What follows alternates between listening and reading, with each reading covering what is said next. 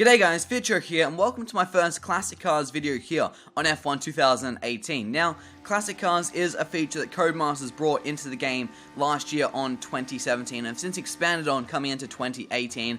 And unfortunately, I don't feel like it gets the love that it deserves, the Classic Cars section of the game.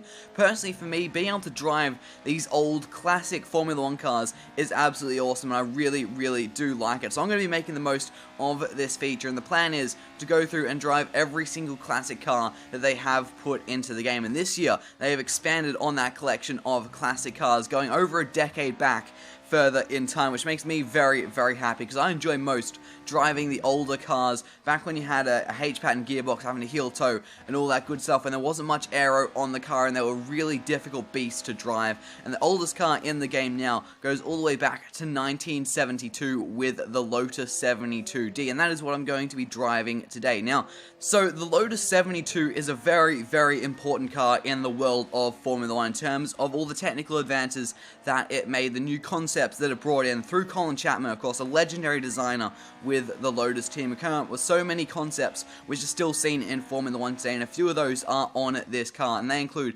inboard brakes, I should say, which means the actual brake discs are attached to the chassis rather than a part of the wheel hub, something we still see in Formula 1 today. This was the first car to have the radiators on the side, which of course we now have the side pods. Previously they were all mounted on the very front of the car.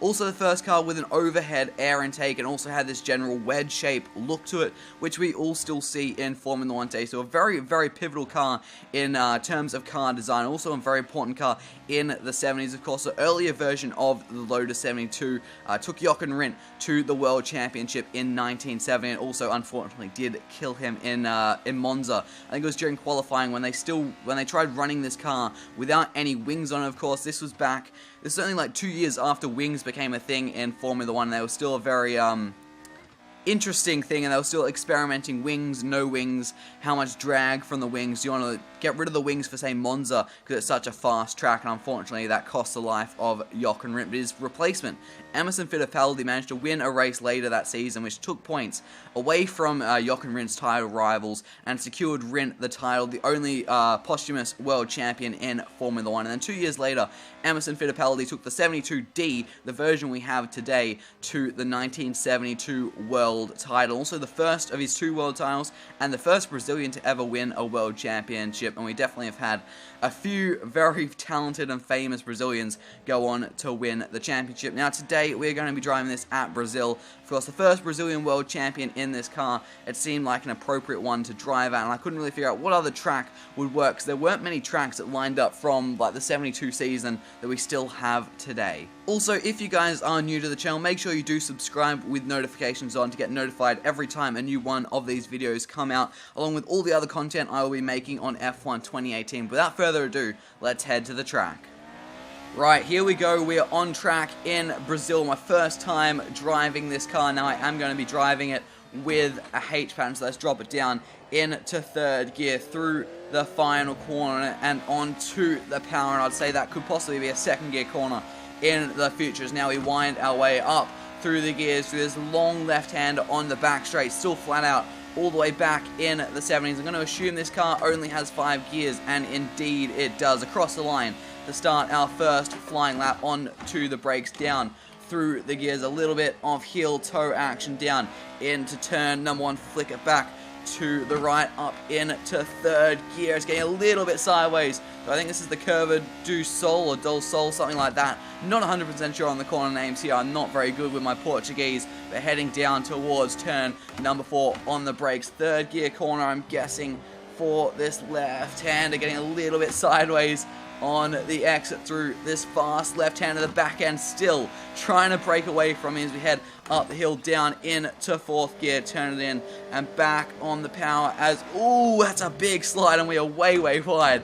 The back end not liking that at all, as now we head down the hill to this slow, tricky left-hander, and back on the power. Quite nice and controlled there, as on to the brakes for this hairpin turn in to the right. And this left-hander, I think, could be quite tricky up through the gears into 4th. I thought we would get a bit more oversteer than we did. It actually turned out to be more understeer through there.